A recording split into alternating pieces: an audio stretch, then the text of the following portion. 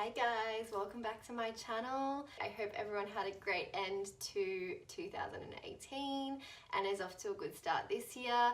I am now back in full swing and ready to bring you weekly videos again, which is very exciting. I have loads of topics to talk about and I wanted to kick the year off with one that I feel like I'm getting asked about more and more, and that is how to work with brands with your blog or with your Instagram. And it's probably the most obvious way people see of monetizing their blogging. I don't necessarily think it's the best way or the most efficient way to monetize, but it's definitely one of the big ones, and there are plenty of pros about it.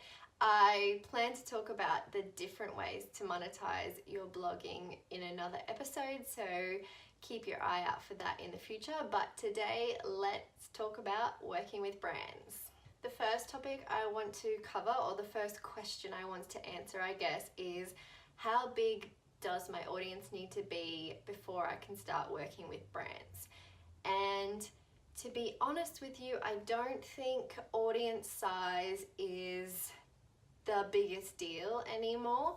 I think brands are definitely making more of an effort to work with people who are in line with their branding. So your personal brand lines up with their brand or product or service, and essentially that's more important than having huge amounts of followers, because what's actually become more of a trend in the last couple of years is micro influencers, and that is people with much smaller followings but higher engagement, because generally the way it works, the bigger your following grows, the lower your engagement drops. So brands have started, rather than working with one really large influencer, spreading out their budget for a campaign with a number of micro influencers. That way they're getting more targeted content to more niche audiences and higher engagement overall. So I would say that while numbers aren't the most important thing all of the time, it's probably good to have at least 1,000 followers with an engagement rate of 10% or more, especially when your following is more micro like that. And I mean, that's a great place to start. If you have really high quality content and a strong personal brand, brands may also want to work with you because it helps them produce content that they may repost on their own channels. So it's not necessarily always going to be about reaching your audience, but it can be about your content creation skills as well. And the next topic I want to cover, which is a biggie, and that is how to price your work. So the way I generally price my work is per post, whether that's on my blog, an Instagram feed post, Instagram stories post. I have different pricing set out for all of those. So if somebody asks me the cost, or I need to let someone know, I know straight away what my price is, and I'm not fumbling and umming and ahhing and making things up. I've actually made a calculated decision based on the quality of my work and my audience. And the way that I guess start with a rough guide is I use a post value calculator on the internet, which is a really great way to give you a starting point, and I will link to that in the description of this video so that you can check it out and see what your rough post value is at the moment. Again, take it with a grain of salt. You also have to factor in different things, but that is, I guess, something that you really need to have written down and figured out before you even think about approaching brands. Also, I would like to touch on another subject, and that is working for free. So I'm in two minds about this. I think it's something you really need to decide for yourself depending on the project, the campaign, the product, the service. If the exchange has value for you, whether it's a product you are going to go out and buy anyway, so you're saving money, or it's a brand you really want to support and help promote outside of making money, then I think it's totally fine. Also, if it you think it might make a good portfolio piece, you're just getting started, you want to have some stuff in your media kit. I think there's nothing wrong with doing the odd free work here and there, but I also feel that the more we as an industry work for free, the more we make that the standard, and it sort of devalues the whole influencer marketing industry in a way and brings down the value of everyone's work. Because if we have all these people just giving all this amazing content for free, then brands and companies may get used to that and may take advantage of those people, rather than if everybody's charging, it's a fair playing field. As creators, we deserve to be paid for our work. So it's really a personal decision. If a product or service exchange has value for you and you can justify that to yourself, then go for it. But if it doesn't, honestly, you're better off spending that time, investing that time in creating content for your own channels that's gonna help you build your audience and your traffic and, you know, lead to the paid jobs. So another thing to note is that media trips can often be a service exchange rather than paid as well. I'm not saying that they're never paid, but it's less likely, I guess, when you compare it to a lifestyle product, that it will be paid. There's generally less budget in tourism boards, especially the smaller ones, but the way I like to look at it is that if it's a place I want to travel to anyway, then essentially we're getting a free trip. It's giving me the opportunity to create loads of content that I can then use to grow my audience. And it's also an opportunity to create the content for other brands that are paying you. So they might be lifestyle, like clothing brands that want some beautiful pictures, and then you go on this free trip, wear the clothes, create amazing content in beautiful locations, and you get paid for those posts and you get the free trips. Just something to consider and think about. Once you've set your price point and you know your boundaries with working for free, how do you actually get brand work? So the first thing you need to make sure that you've done is create yourself a media kit, and that media kit should really be a brief overview of your statistics and your audiences, and also really encapsulate your personal brand. So when someone opens it up, they can see straight away if you align with all of their marketing goals and their brand values. I will actually link in the description, link to my media kit, and that will show you what I feel is important to include and also show you how I've laid it out. And that is what I will send to people who either ask for it or people I'm approaching. Which brings me to my next point. The best way to get brand work is to spend a lot of time reaching out. It's less likely, especially when you're smaller, that people are going to find you.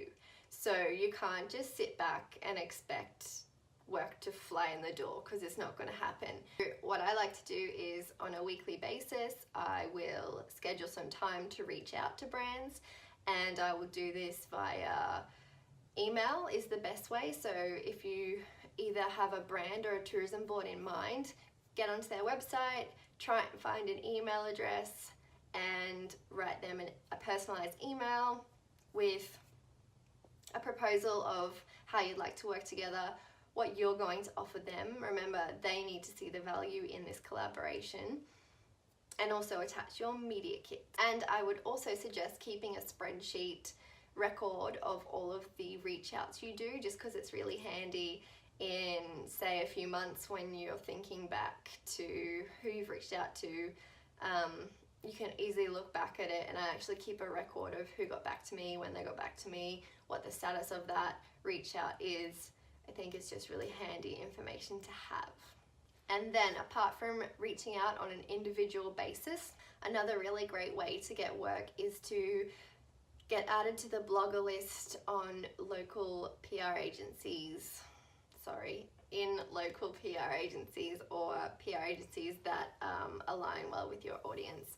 So I will literally just get onto Google and search PR agencies for me in Zurich or in London, because those are two of the places where I have a larger audience. So then I'll find an email address, I will contact them.